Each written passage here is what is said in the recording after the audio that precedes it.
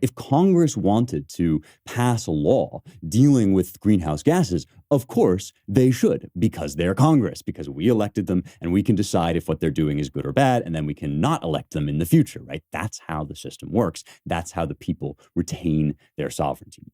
But instead, again, right, the court decides, yes, greenhouse gases, these are within the remit of the EPA. And not only that, right, but under Obama, now we're going to start to get this sort of shift, not only from whether the EPA is going to regulate just, one particular power plant to basically reform some of its procedures, but instead the EPA is going to pull back the camera. And this is just wildly out of keeping with the spirit of the original law, right? It's going to pull back the camera and it's going to look at the whole industry, perform industry-wide changes that have to do with quote unquote next generation, right? Generational shifts, meaning basically that the coal industry full stop is toast, right? Let me read to you from the syllabus of this case, because now we're getting into the question that West Virginia brought, right? They said this is basically just destroying the coal industry because you've decided, right, that it cannot stand, right? And so having decided, this is from the syllabus of West Virginia versus EPA, right, that they could reduce carbon pollution mostly by moving production to cleaner sources. EPA then set about determining, quote, the degree of emission limitation achievable through the application of that system. The agency recognized that in translating the BSER into an operational emissions limit, it could choose whether to require anything from a little generation shifting to a great deal.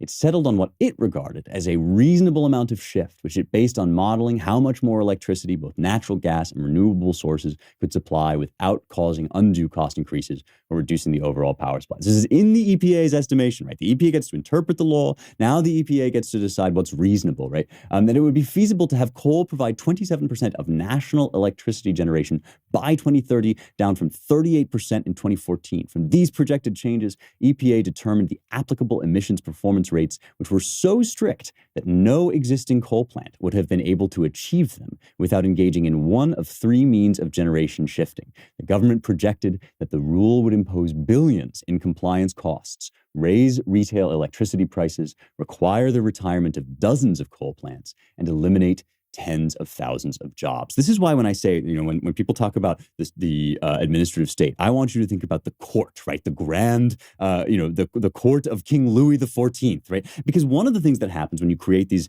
bodies is if the president is friendly to them, then he can wield them to his advantage. This is what Biden tried to do with OSHA, another such body, right, when he tried to mandate vaccines in the workplace. And so when the Supreme Court struck that down, right, that was another kind of tentative blow against this structure, saying, no, you can't just wield this. But presidents have been doing this basically forever, as we're shortly going to get into. As long as there have been these bodies, right, presidents that are friendly to the progressive agenda have been wielding these bodies to basically exert monarchic authority.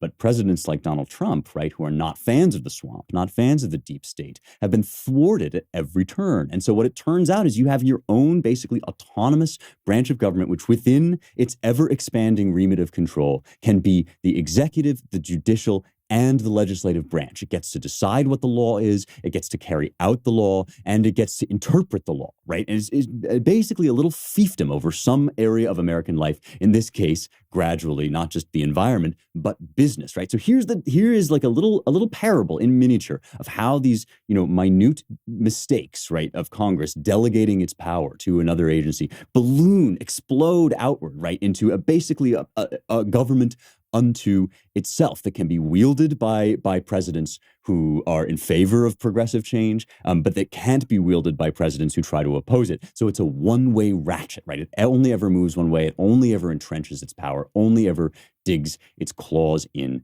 deeper.